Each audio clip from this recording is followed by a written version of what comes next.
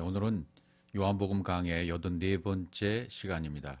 요한복음 6장 62절에서 63절, 영으로 사는 삶은 무엇인가? 먼저 요한복음 6장 62절 보죠. 그러면 너희는 인자가 이전에 있던 곳으로 올라가는 것을 본다면 어떻게 하겠느냐? 이제 이 앞절에 있는 말씀들을 계속 이제 들어오셨으니까 주께서 말씀하시는 생명의 말씀을 다 듣고 나서 제자들의 반응이 어땠습니까? 이건 너무 어려운데, 너무 거친 말인데, 너무 어려운 말씀이다. 그리고 막 쑥쑥거리는 소리가 들려오고, 이게 걸림이 된다는 소리를 이제 들려옵니다.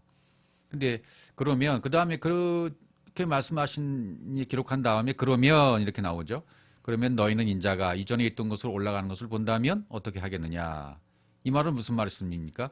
말씀이 육신이 되어서 오신 분, 하나님이시면서 사람이신 인자, 그분이 다시 십자가에 죽고 부활하신다면, 이전에 있던 것으로 올라가는 것을 본다면, 그분이 말씀하셨던 언약이 성취되어서 영이 되어서 아버지로 올라가시는 것을 본다면, 부활이 영이 된다면, 그러니까 답을 주시는 거예요. 여기서 답을 주시는데 어떤 답을 주시는 겁니까? 오직 부활의 생명을 깨닫고 그 생명으로 살아가야만 의문이 사라진다. 수군거림이 없어진다. 걸림이 끝장난다라는 말씀을 하고 계시는 거죠. 지금 계속 제자들은 뭡니까? 말씀을 듣고 있으면서 걸림이 됩니다. 하고 막 어렵습니다. 수근거리고 이게 맞냐? 이렇게 반응이 올 수가 있거든요. 그리고 뒤에 있는 말씀을 보셨지만 다시 같이 다니지도 않는다. 생명의 말씀이 전달되면 듣는 귀가 없으면 그 말씀을 듣는 사람이 있을 수가 없는 거죠. 오직 부활의 생명을 깨달아야만, 십자가의 죽음이 나한테 실제로 이루어져야만 그 생명이 나한테 와서 나도 똑같이 그리스도의 첫 열매이신 그리스도와 더불어 똑같이 살아가는 게 되는 거죠. 오늘 그 말씀을 이제 하고 계시는 겁니다. 요한복음 16장 1절부터 쭉 보시면 이제 요한복음 6장 더 뒤에 있는 말씀이잖아요. 내가 이것을 너에게 이름은 라고 말씀하시는 거 뭡니까? 요한복음 앞절 14, 15, 16장에서 말씀하시는 것, 그리고 17장까지 포함된다고 볼 수 있어요. 새 교훈이죠. 너에게 이름은 너희로 실족하지 않게 하랍니다. 걸림이 되지 않게 합니다. 이렇게 말씀하시는 거잖아요. 그 다음에 계속 주시에서 보시면 사람들이 너희를 즐겨할 뿐 아니라 때가 이르면 물은 너희를 죽이는 자가 생각하기를 이것이 하나님을 섬기는 일이라 하리라. 그들이 이런 일을 할 것은 아버지와 나를 알지 못함이라. 그렇죠. 아버지와 아들을 알지 못하기 때문에 죽이는 자가 된다. 추리하는 자가 된다. 오직 너에게 이 말을 한 것은 너희로 그때를 당하면 내가 너에게 말한 이것을 기억나게 하려 하며 처음부터 이 말을 하지 않은 것은 내가 너희와 함께 있었습니다. 육으로 함께 있었기 때문이고 육이 죽고 영이 되어지면 이젠 기억나게 될 거다. 그 일을 다 당하게 되면 너희도 그렇게 실제로 이루어지게 되면, 그래서 그 실제의 모든 모범을 예수님께서 이 땅에서 보여주시는 거죠. 지금 내가 나를 보내신 이에게로 가는데 너희 중에서 나더러 어디로 가는지 묻는 자가 없고 나를 보내신 아버지에게로 간다고 말씀하시는 거죠. 아들이 아버지에게로 간다고 말씀하시는 거잖아요. 근데 아들은 죽어서 생명이 되면 아버지로 다시 그 아버지와 하나가 되는 거죠. 예, 그분이거든요. 나를 보내시기로 간다는 이 표현에서도 우리는 하나됨을 발견해야만 합니다.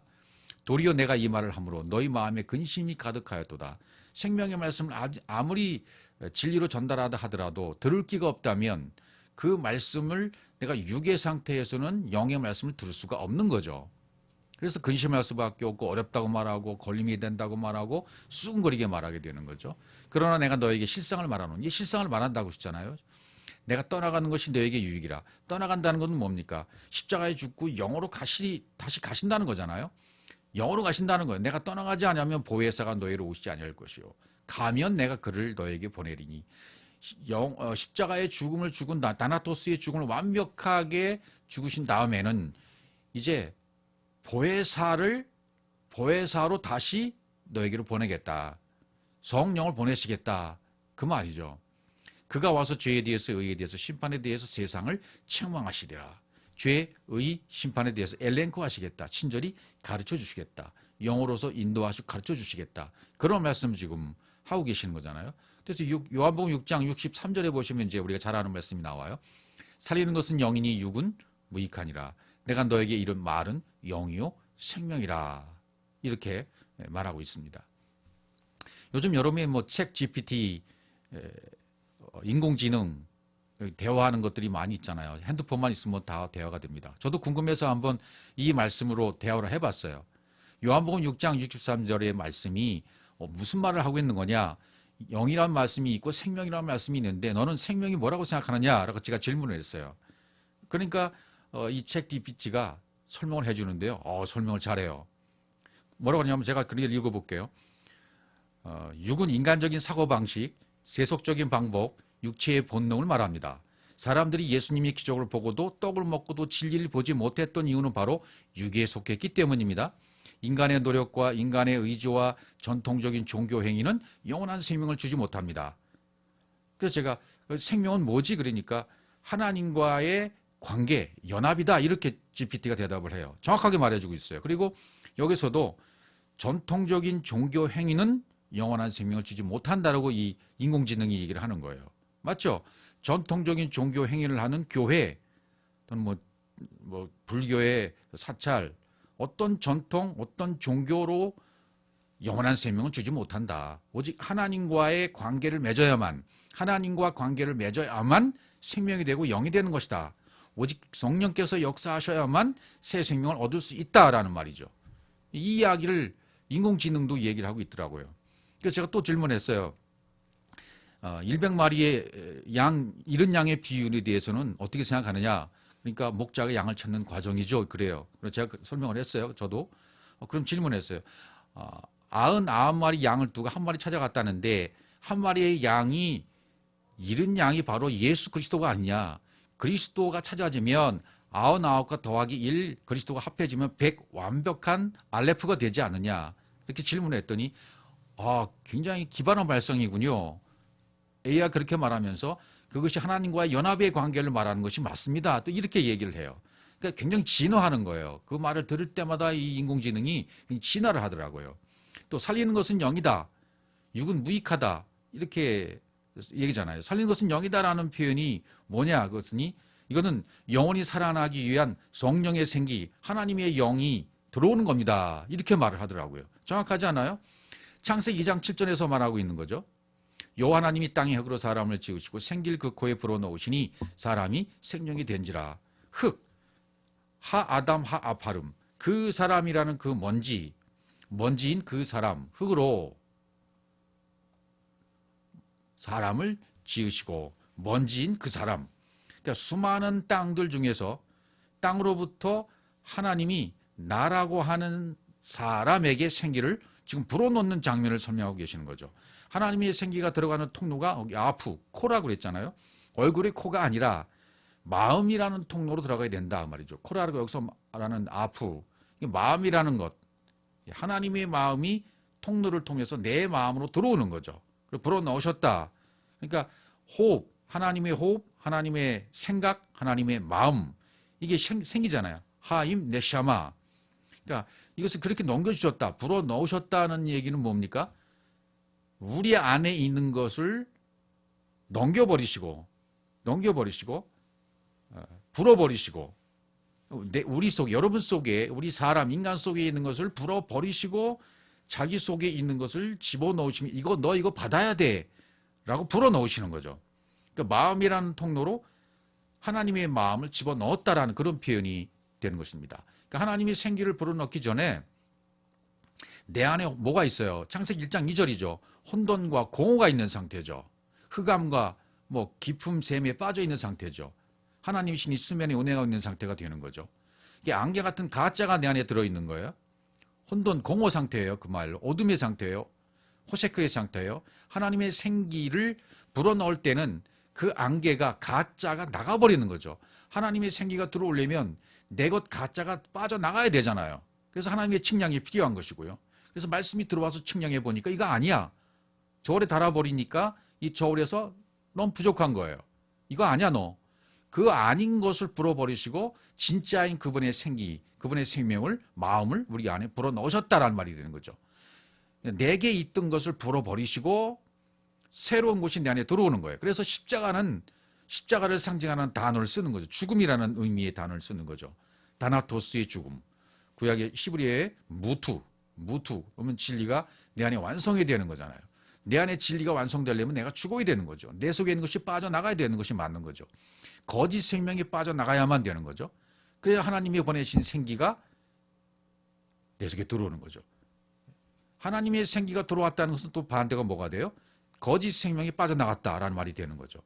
새로운 생기로 내가 살아나는 것이 십자가입니다. 은혜가 내 안에 들어오면 자연적으로 비진리가 빠져나가게 되어 있죠. 그게 안수의 의미고 꿈의 의미예요. 비진리가 진리로 인해서 빠져나가는 것, 그걸 안수라고 표현했던 거죠. 그래서 에스겔서 36장에 보시면 새 마음, 새 살, 뭐 이런 얘기를 해줘요. 맑은 물을 너에게 뿌려서, 맑은 물은 진리의 물이잖아요. 생수잖아요, 생수.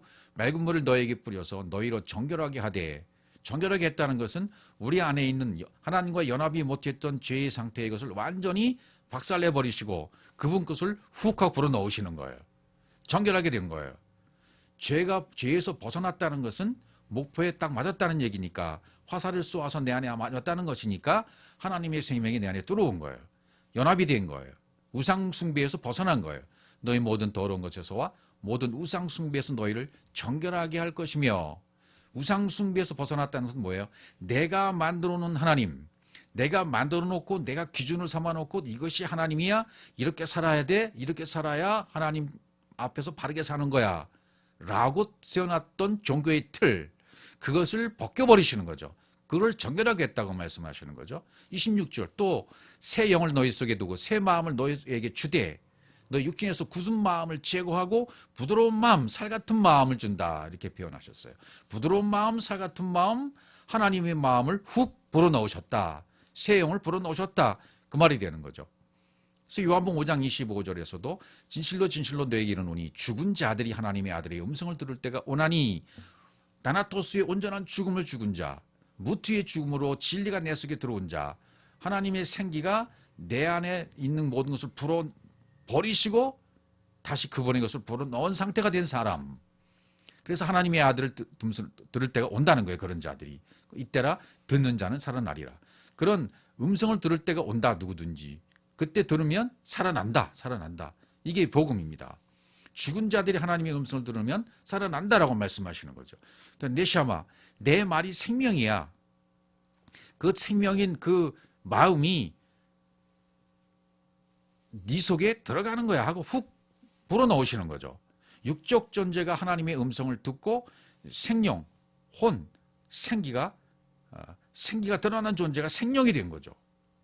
하나님이 영이 거하시는 곳이 된 거죠. 내 마음 성전이, 심령 성전이 지어진 것이 됐다, 그 말이 되는 겁니다. 하나님의 음성을 들을 때가 온다. 폰에 빗댄 음성이죠. 음성이라고 말해서 그냥 뭐 들리는 소리, 그런 의미가 아니라 이 음성이라는 것은 빛된 음성이라 말할 수 있고, 빛은 곧 말씀이고, 말씀은 진리고, 진리는 영이고, 영은 불이잖아요. 똑같은 말씀이에요. 하나님의 아들의 음성을 들을 때가 온다. 빛이 비춰지는 것이다. 생명이 들어오는 것이다. 영이 되는 것이다. 말씀이 되는 것이다. 불이 불로 태워지는 것이다. 뭐 이런 표현을 다 쓸 수가 있는 것이죠. 바로 그럴 때가 온다는 것이죠. 그렇게 들려오는 자는, 빛을 비춤받는 자는, 말씀이 되어지는 자는 살아나는 거죠.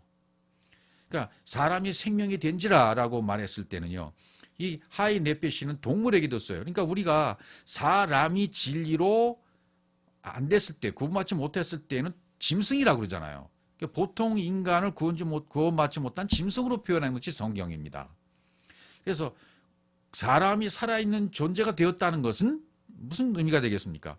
라메드라는 12번째 이 히브리어가 교훈을 받는다는 뜻입니다. 라메드가. 그러니까 가르침을 받던 네페시가 됐다. 라메드, 네페시가 됐다. 성령으로부터, 하나님으로부터 가르치심을 받은 상태가 되었다.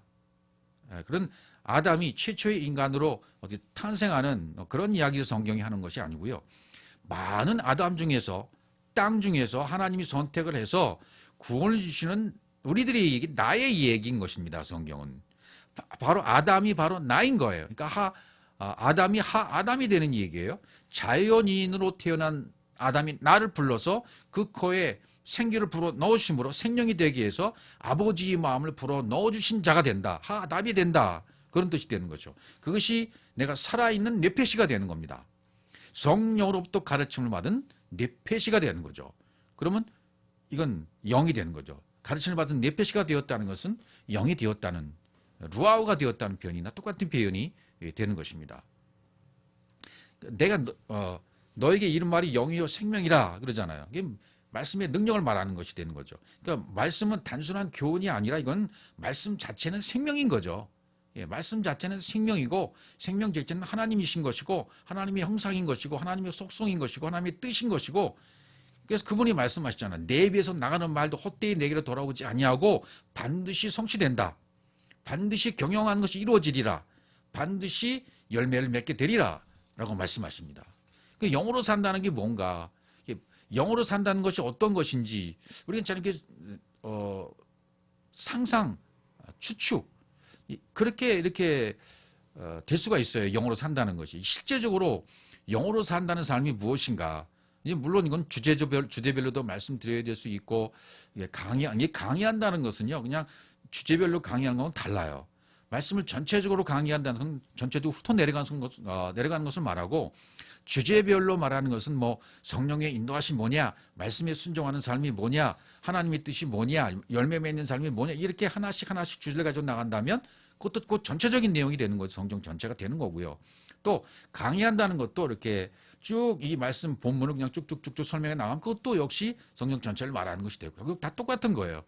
근데 뭐 어떤 분들은 뭐 너무 이렇게 말씀을 분산시켜서 설명하다 보면 분산시키는 게 아니냐, 말씀 들으면 너무 어렵다, 목사님의 설명은 어렵다, 분산시킨다, 뭐 이런 말씀 하시는 분들이 많이 있는 것 같아요.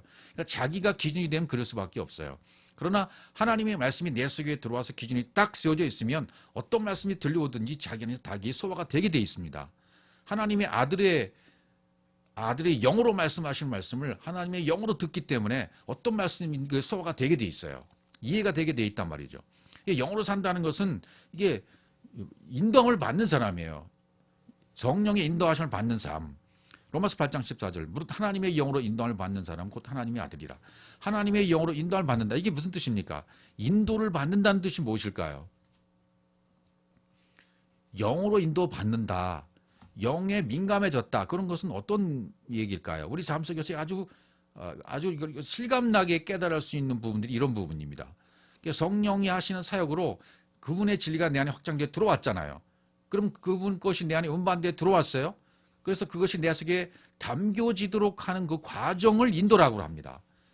하나님의 진리가 내 속에 잠겨지도록, 하나님의 형상대로 빚어지도록, 베리시트가 성취되도록 아들로 창조가 되도록 하는 그 모든 과정을 인도함을 받았다. 영으로 인도함을 받는다. 이렇게 표현을 하게 되는 것이죠. 뭐 실제적인 예들로는 사도행전 16장을 가보죠. 유다 7장 가보고요. 사랑하는 자들아 너희는 너희 지극히 거룩한 믿음의 자신을 세우며 성령으로 기도하며, 이 성령으로 기도한다는 것은 뭐 새벽마다 또 뭐 밤을 새워가며 처리하며 기도하는 그런 기도를 말하는 게 아니에요. 성령으로 기도한다는 것은 뭐예요? 기도한다는 말 자체를 이해했다면 성령으로 기도한다는 것은 성령으로 깨닫고 성령으로 전한다는 거예요. 성령으로 말씀을 듣고 성령으로 말씀을 전하고, 내가 하늘이 되어서 하늘이 안 된 자들에게 물을 뿌려줘서 윗물과 아랫물이 통일되도록 만드는 그 일, 그걸 기도라고 말하잖아요. 아버지의 마음, 아버지의 원함, 아버지의 속성을 그대로 전달해 주는 것, 그걸 기도라고 말합니다. 이걸 성령으로 한다 이렇게 말하는 거예요. 거룩한 믿음의 자신을 세우며, 이 사랑하는 자들이 되기 때문에 여기서도 이렇게 말하는 거죠. 자, 사도행전 16장 6절에 그럼 영으로 산다는 거, 성령의 인도를 받는다는 게 어떤 건가? 이 바울이 예를 들어 설명하고 사도행전 16장 6절에 성령이 아시아에서 말씀을 전하지 못하게 하시거늘 그들이 부르기에와 갈라야 땅으로 다녀가. 말씀을 전하지 못하게 했다는 말이 뭘까요? 하나님의 성령은 말씀을 전하게 돼 있어요. 근데 사도 바울에게 지금 부르기에와 갈라야 땅으로 다녀가, 전하지 못하게 하셔서 이 땅 다녀갔다. 이런 표현이 뭡니까? 말씀을 전하지 못하겠다 이런 표현을 보니까 듣지 못하겠다. 샤마가 안 되게 하는 거죠. 샤마가 제대로 안 된 거죠. 억제되고 제지가 된 거죠. 마나라는 단어를 썼어요. 진리가 확정돼서 분배되지 못하게 했다. 이 말은 뭐죠?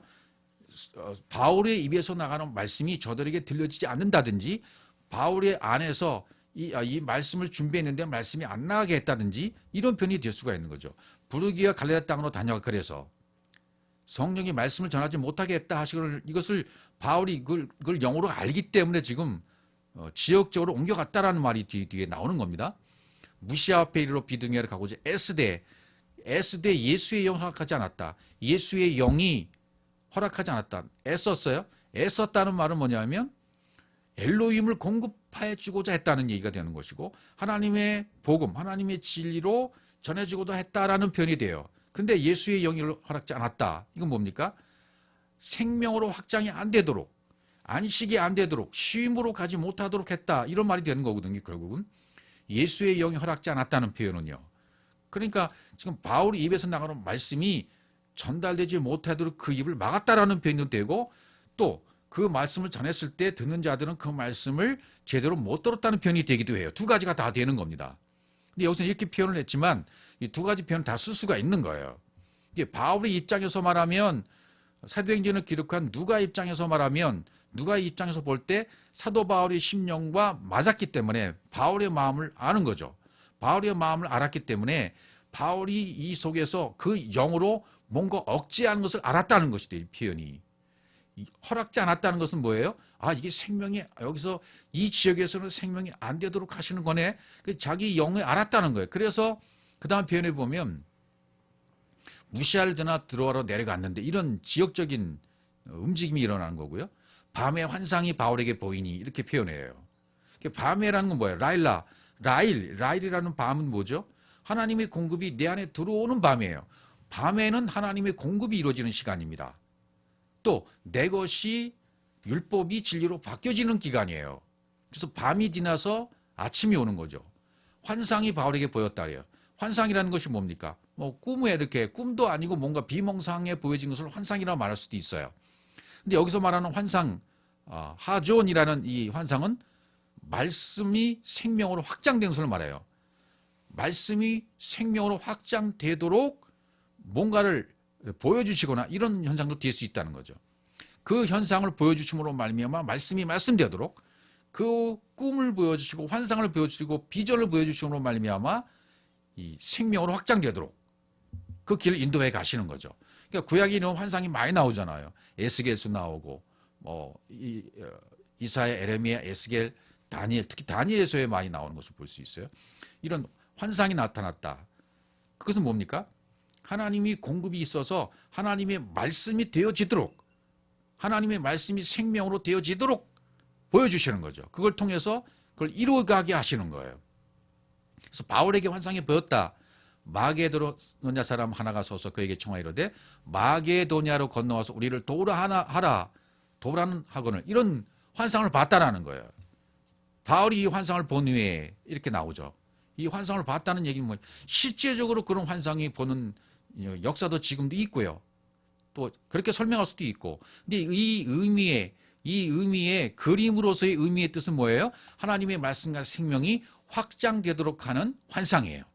이게 실제적으로도 꿈으로도 비전과 환상을 이루어질 수 있는 것이고 얼마든지 가능한 얘기가 되는 거죠. 저도 그런 걸 많이 경험했기 때문에 지금도 많이 경험하는 사람들도 많이 있어요. 근데 거기에만 머물러 있으면 안 돼요. 이게 왜 왔는지, 이 꿈과 환상이 왜 보여졌는지 그것은 오로지 하나님의 말씀과 하나님의 생명이 되어져서 하나님의 형상으로 만들어지기 위한 방법이에요. 그거를 간과하면 안 돼요. 그걸 간과해버리면 거기에만 빠져버리면 이게 은사주의에 빠질 수가 있는 거죠. 그걸 벗어나야 된다는 말씀을 제가 드리는 거예요. 그것이 임했을 때, 하나님의 공급이 나에게 이루어지고 있네. 나에게 하나님의 생명이 지금 확장되도록 하고 계시네. 그걸 통해서 보여주시는 거예요. 알려주시는 거죠. 바울에게도 지금 마게도냐로 건너가라. 이런 말씀으로 거기에 가서 말씀이 되도록 하라는 그런 음성이 들려지는 거죠. 하나님의 공급이 이루어진 거죠. 바울이 관성을 보았을 때 우리가 곧 마게도냐로 떠나기를 심쓰니 하나님이 저 사람들에게 복음 전하라고 우리를 부르신 줄로 인정함이로라. 인정했다 말이죠. 그 환상을.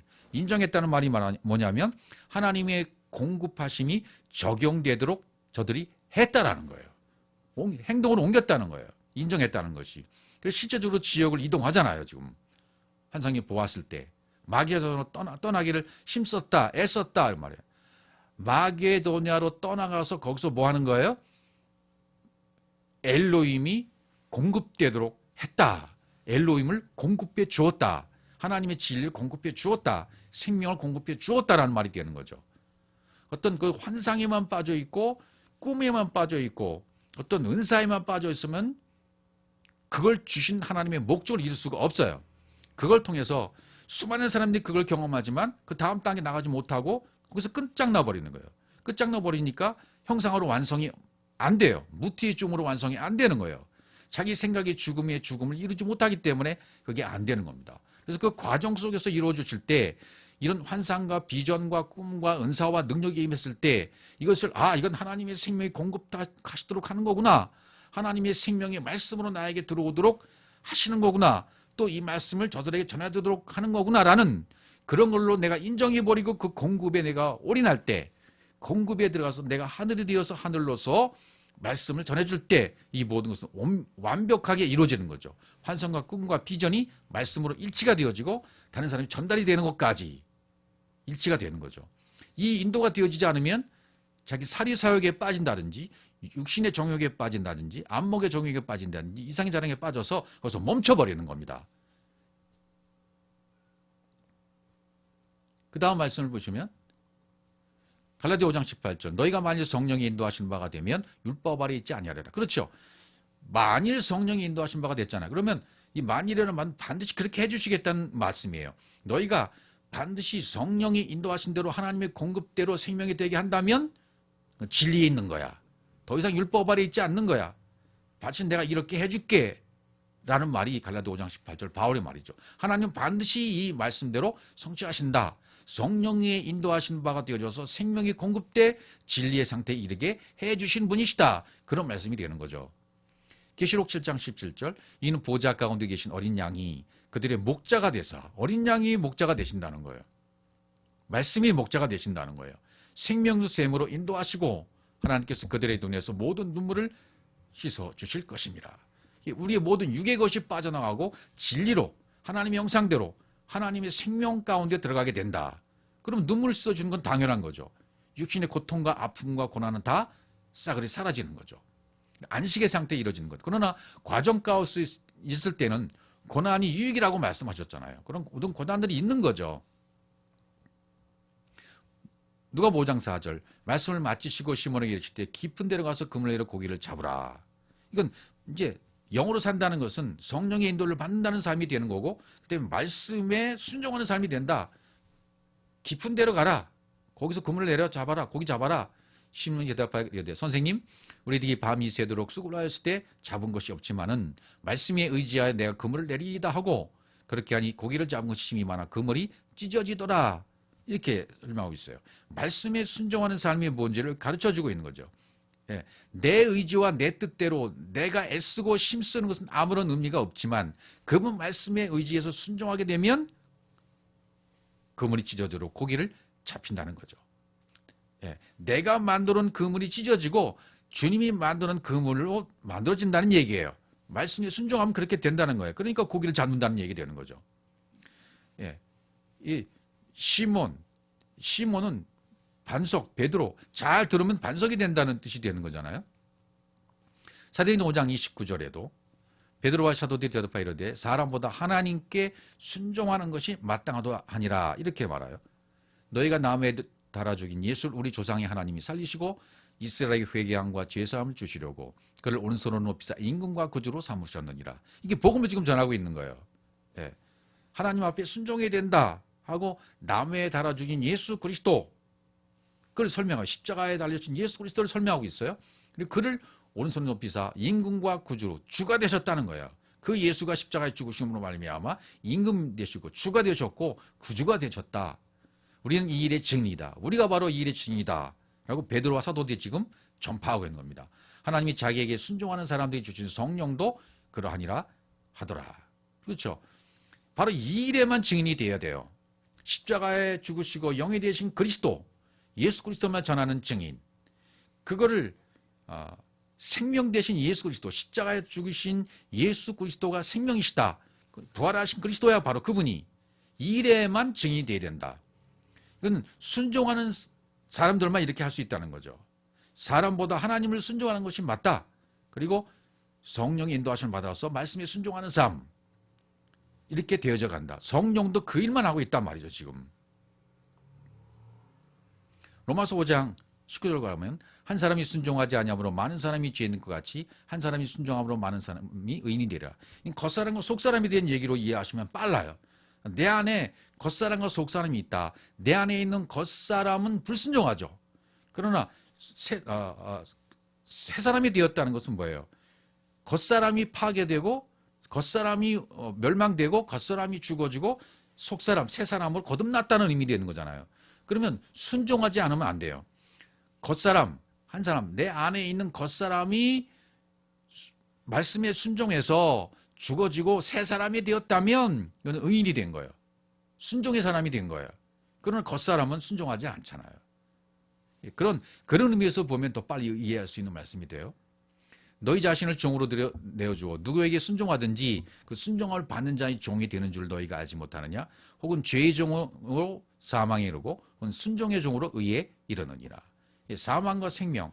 그러니까 우리는 복음의 말씀을 듣고 내가 심판받아서 사망에 이르러야 돼요. 그게 다나토스의 죽음이에요. 무트의 죽음이에요. 그 죽음에 이르면 내 영은 부활하는 거예요. 첫째 부활에 참여하게 되는 거죠.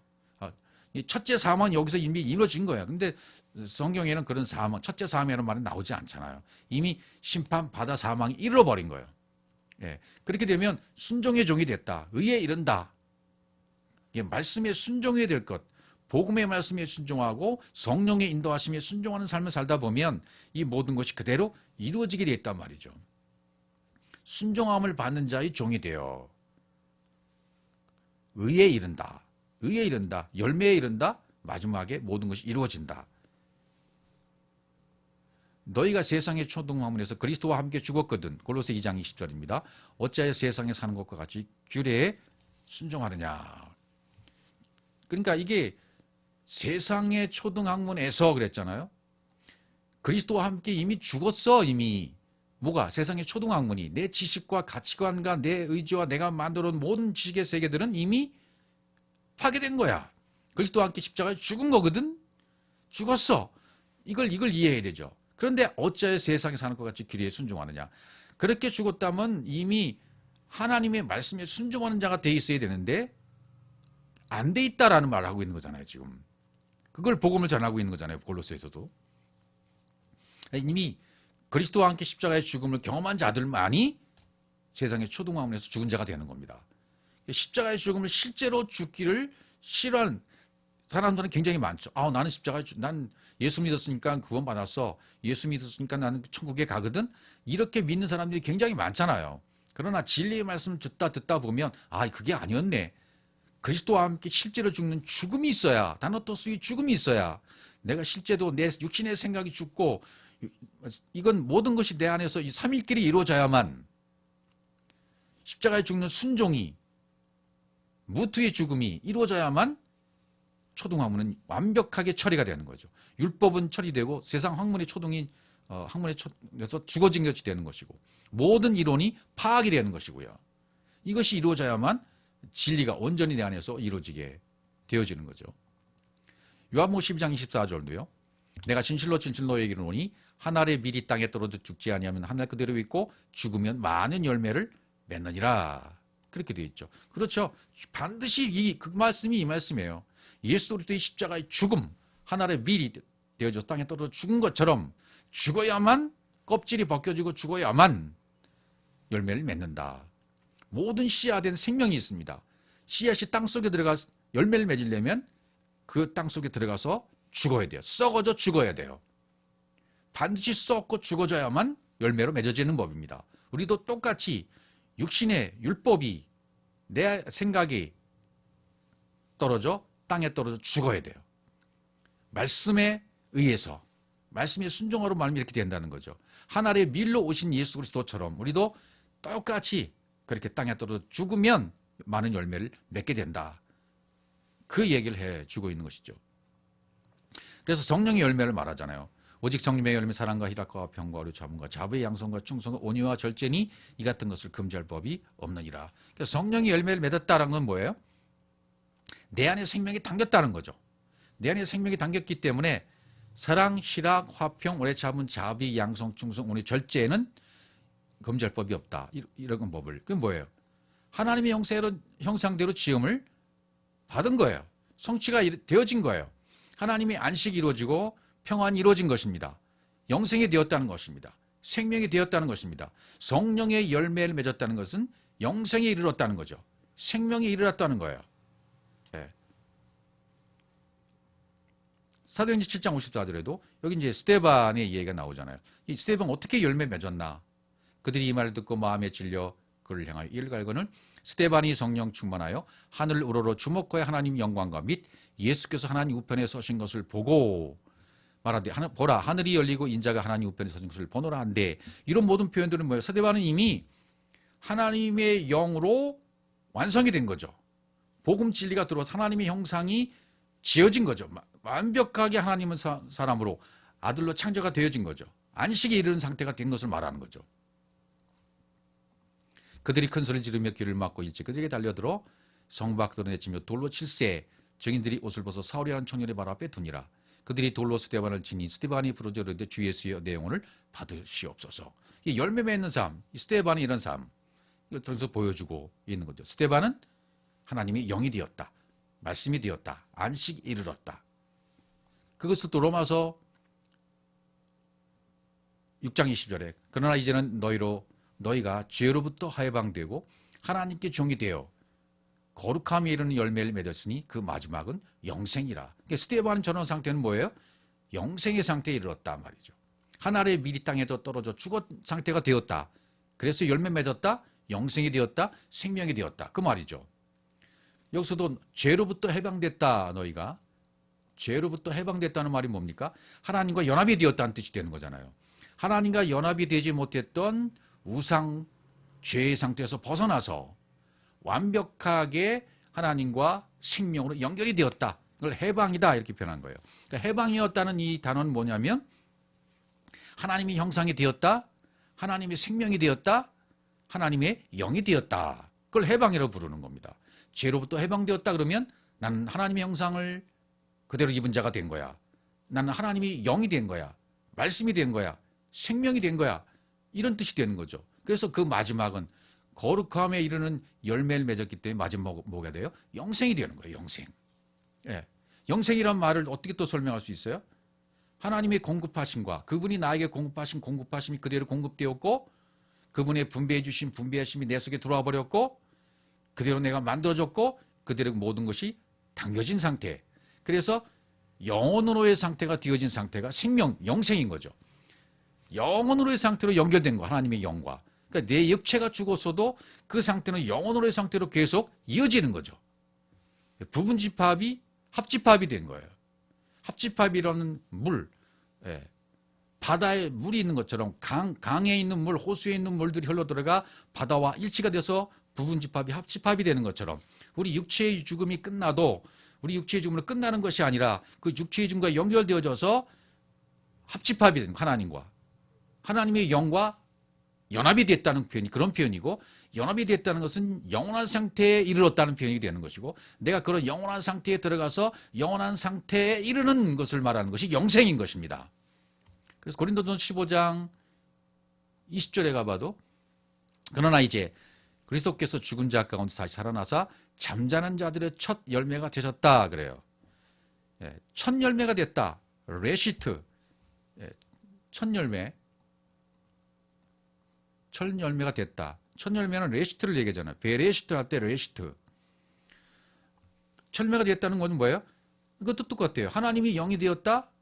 하나님의 형상이 사역으로 내 안에서 완성되었다. 근데 그 첫 열매가 누구시냐면 그리스도예요. 그리스도께서 잠자는 자들의 첫 열매가 되신 거예요. 그 다음에 또 표현을 보시면요. 사망이 한 사람으로부터 말미암았으니 죽은 자의 부활도 한 사람으로 말미암는도다. 그렇죠. 예수 그리스도로부터 모든 것이 이루어지는 거예요. 그분이 죽으심으로 영이 되시잖아요. 생명이 되시잖아요. 죽은 자의 부활도 한 사람으로 말미암는다. 예. 예수 그리스도의 죽음으로 말미암아 그리스도가 부활하신 거죠. 그리스도. 그러니까 이것은 모두가 이 땅에 오신 예수 그리스도의 삶, 예수 그리스도의 행적, 그것을 통해서 우리에게 분명히 보여주시는 사건들이었습니다. 그 한 분 예수 그리스도를 통해서 인자로 오신, 말씀이 육신이 되어서 오신 예수 그리스도 한 분, 인자로 오신 그분으로 말미암아 이 모든 예들을 보여주시고 가신 것입니다. 모범을 보여주신 것입니다. 너희도 이렇게 되어라라고 하시는 거죠. 너희도 그리스도의 부활의 생명을 받아 영생 얻은 자가 되어라 말이죠. 그래서 아담 안에서 모든 사람이 죽은 것 같이 그리스도 안에서 모든 사람이 삶을 얻으리라. 이게 잠자는 자리 첫 열매라는. 그 다음 표현을 보세요. 그러나 각각 자기 차례대로 드리니 먼저는 첫 열매인 그리스도요. 그렇죠. 그리스도가 먼저예요. 첫 열매 되신 그리스도입니다. 그 다음에는 그가 강림하실 때 첫 열매인 그리스도가 순서고, 그 다음에 그에게 속한, 그에게 붙은 자라고 그랬죠. 그리스도에게 붙은 자, 그리스도에게 속한 자, 그리스도가 내 속에 들어와 그리스도의 강림이 이루어진 자. 그러면 첫 열매인 그리스도와 하나 된 자죠. 붙은 자라는 말은 뭐냐면 속한 자라는 뜻인데, 엘로힘으로 완성돼서 에템, 에트 이런 단어 쓰였거든요. 엘로힘이 당긴 자예요. 그러니까 그리스도에 속한 자라는 것은 엘로힘이 당긴 자, 하나님이 된 자, 아들로 창조된 자라고 말할 수가 있겠죠. 예수 그리스도가 첫 열매이고 그리스도에게 속한 우리도 그와 똑같은 자가 되었다. 그리스도로 된 것이고 그리스도와 연합이 된 상태가 된 거예요. 그걸 열매라고 말하는 거죠, 지금. 야고보서 1장 18절 말씀. 그가 그 피조물 중에 우리로 한 첫 열매가 되게 하시려고 자기의 뜻을 따라 진리의 말씀 우리를 낳으셨느니라. 야고보도 똑같은 말을 하고 있는 거예요. 첫 열매인 먼저인 그리스도예요 그러잖아요. 먼저인 그리스도. 첫 열매인 그리스도. 그 다음에는 뭐예요? 자기의 뜻을 따라 진리의 말씀으로. 그렇게 얘기해요. 진리가 열매를 맺는다. 먼저 그것도 진리가 열매를 맺는 그런 뜻이 되는 거고요. 자기 뜻을 따라 말씀이 되고 생명이 되는 거. 진리가 열매를 맺어 말씀이 되고 생명이 되는 것이 그분의 뜻이에요. 그분의 뜻은 다른 데 있잖아요. 하나님의 뜻은 다른 데 있잖아요. 첫 것을 배하고 둘째 것을 세우는 데 있는 거잖아요. 하나님의 뜻이. 그럼 하나님의 뜻은 뭐예요? 오로지 말씀이 되는 거예요. 오로지 생명이 되는 거예요. 부활 생명을 이루게 하시는 거예요. 그래서 진리의 말씀으로 우리를 낳으셨다 그랬어요. 진리의 말씀으로, 진리의 말씀으로 우리를 낳았다. 그럼 뭐예요? 진리의 말씀으로 우리를 낳았다는 표현이 얄라드. 진리의 말씀으로 우리를 낳았다. 말씀으로 낳았다는 것은 뭐예요? 하나님이 주신 공급의 모든 것이 내 안에서 열려져서 나도 똑같이 그 진리의 말씀이 됐다. 그런 말이죠. 진리의 말씀으로 낳았으니까 나도 똑같은 진리의 말씀이 되었다라는 의미가 되잖아요. 그러면 진리의 말씀이 되었다는 의미는 또 뭐예요? 엘로힘이 되었다는 것이고요. 하나님의 진리와 하나님의 복음 진리가 내 속에 들어와서 그대로 완성되도록 해주셨다. 원형이 되도록 성취가 되도록 해주셨다. 낳으셨다 말이 되는 거죠. 낳으셨다. 이건 전부 자기의 뜻으로 된 거죠. 그러니까 이게 전부 하나님의 뜻을 따라 사는 것이 영생, 영으로 사는 삶, 말씀 따라 순종하는 삶, 이게 다 되는 거죠. 똑같은 말이 되는 거죠. 마태복음 7장 21절. 나더러 주여 주여 하는 자마다 다 천국에 들어갈 것이 아니요 다만 하늘에 계신 내 아버지 뜻대로 하는 자가 들어가리라. 하나님의 뜻대로 하는 자만 들어간다. 하나님의 뜻대로 살아라. 그런 말씀을 얼마나 많이 주고 계십니까? 내가 하늘에서 내려온 것은 내 뜻을 행하려 함이 아니요 나를 보내신 이의 뜻을 행하려 함이니라. 그렇죠. 전부 똑같은 말씀이에요. 하늘에서 내려온 것은 내 뜻을 행하려 함이 아니요 나를 보내신 아버지의 뜻을 행하려 하기 위해서 내가 십자가에 죽었다. 십자가에 죽으심으로 말미암아 부활 생명이 되셨다. 그래서 이분의 뜻에 순종하고 똑같이 그분의 뜻을 받아들인 자도 똑같이 그 뜻이 이루어지는 것이다. 영원한 생명이 되는 것이다. 부활 생명이 되는 것이다. 나를 보내신 이의 뜻은 내게 주신 자 중에 내가 하나도 잃어버리지 아니하고 마지막 날에 다시 살리는 것이다. 마지막 날에 다시 살리는 게 뭐예요? 그리스도의 강림이 이루어지는 것이고 각자에게 그리스도의 강림이 이루어져서 영생 얻는 삶으로 열매 맺게 하는 것. 그게 하나님의 뜻이라는 얘기죠. 내 아버지의 뜻은 아들을 보고 믿는 자마다 영생 얻는 이것이 분명히 나오잖아요. 아버지의 뜻은 아들을 보고 믿는 자마다 영생 얻는 이것. 그렇죠. 이게 성경 기록 목적이에요. 요한복음 10장 31절 똑같아요. 하나님이 이것을 성경을 기록한 것은 하나님의 아들이신 예수 그리스도를 힘입고 그 이름을 힘입어 영생을 얻게 하려 하는 것. 거기밖에 없어요. 성경 기록 목적은. 아버지 뜻도 영생을 얻는 거예요. 아들을 보고 믿는 자마다 그리스도의 부활대로 믿고 순종해서 똑같이 영생 얻는 것. 그게 아버지의 뜻이에요. 그래서 내 것은 패해져야 돼요. 첫째 것은 파해져야 돼요. 그래야 둘째 것을 얻는 거죠. 그것이 십자가의 죽음과 부활이죠.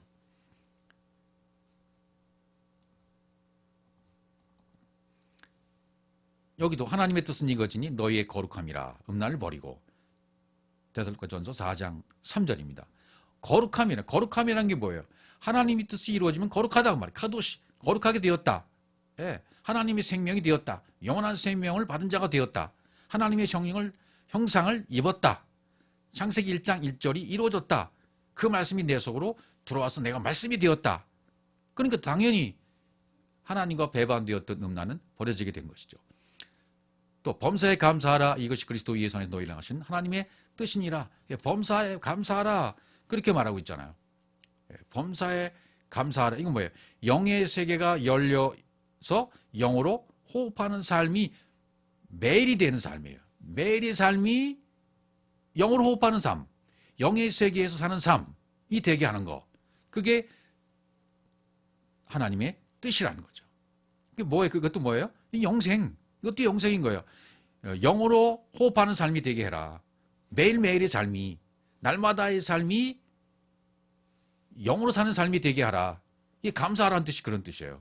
이게 하나님의 뜻이라는 거죠. 히브리서 10장 9절. 여기서 이제 우리가 설명했던 첫째 것을 폐하시면 둘째 것을 세우려 하십니다. 예, 첫째 돌판은 깨져야 되고 둘째 돌판에 언약의 십계명이 세워지는 거죠. 내 안에 말씀이 새겨지는 거죠. 둘째 것이 세우는 거죠. 영생으로 세워지는 거예요. 말씀으로 세워지는 것입니다. 그리스도의 생명이 임하는 것입니다. 영원한 생명이 내 안에 들어오는 것을 말하는 겁니다. 하나님의 형상을 던진 것을 말하는 것이죠. 하나님으로 만들어지는 것을 얘기해요. 그대로 성취가 된 것을 말해요. 창세기 1장 1절이. 이 뜻을 따라 예수 그리스도의 몸을 단번에 들으심으로 말미 우리가 거룩함을 얻어노라. 예, 이 뜻, 거룩한 영혼의 뜻, 하나님의 생명이 되도록 하는 이 뜻을 따라서 예수 그리스도는 이 땅에 오셔서 인자로 오셔서 그 몸을 단번에 들이신 거죠. 그 몸을 온전히 들이신 거죠.